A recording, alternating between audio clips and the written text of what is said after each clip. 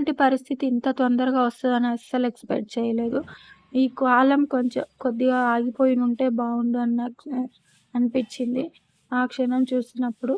ఇంకా ఏం చేస్తాం, పరిస్థితులను ఎవరు మార్చలేం కదా! కా ఆ ఏ టైంకి ఏది జరగాలో అది జరుగుతూనే ఉంటది. కానీ మనకు ఉన్న జ్ఞాపకాలు, వాళ్ళతో గడిపిన క్షణాలు గుర్తొస్తుంటే భారమైపోతుంది. రోజులు గుర్తొస్తుంటే. ఎందుకు ఇంత తొందరగా మాకు దూరం చేసావు దేవుడా అనిపిస్తుంది.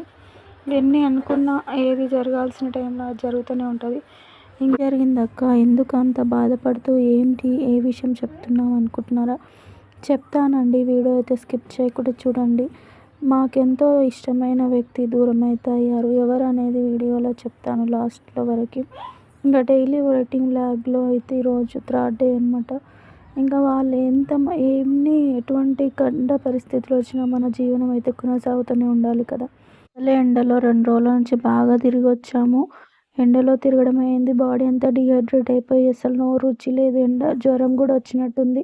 ఏం బాగలేదనమాట. మా వారు ఇంకా నాకేం తినబుద్ధి అవుతలేదు కానీ తన కోసమన్నా చెయ్యాలని అనుకున్నా. ఏం తినబుద్ధి అవుతలేదు, నోరు రుచిగా లేదు. నేను మటన్ తెచ్చుకుంటా అన్నాడు. అడిగిండు. సరే అండి, నీ ఇష్టం, తెచ్చితే వండి పెడతా. ఏదైనా వంట చేయాలి కదా, తినాలి కదా, ఇంక తెస్తే చేస్తా, ఆమె ఇష్టం అని చెప్పాను. తెచ్చుకున్నాడు. ఇంక తన కోసం అయితే చేసిన. మాకు ఎవరికి నోర్లు అస్సలు బాగాలేవు. ఏదైనా రుచిగా ఉంటేనే తినబుద్ధి అవుతుంది కదా. ఇంకా నైట్ కూడా ఇక ఏదో చేసి నీరుపొడి పోసి పెట్టుకొని తిన్నాము ఊరికేంచి వచ్చి. ఇంక ఇప్పుడు అన్నా ఇది టేస్టీగా తింటే మనుషులం కోలుకుంటాం. కొంచెం మళ్ళీ తిరగాల్సి వస్తుంది కదా. ఇంకా అన్ని వారం రోజులు అవన్నీ ఉంటాయి, తిరగాలి. మనుషులు పోయిన వాళ్ళ సరిత పోలేం కదా. మనం కూడా మనమైతే ఇంకా మన ఆరోగ్యం కూడా చూసుకోవాలి. ఈ ఎండలు ఎట్లా ఉన్నాయి, ఎండలకు తిరిగి వచ్చినామంటే బాడీ అసలు ఏమీ శక్తి కోల్పోయినట్టే ఉంటుంది.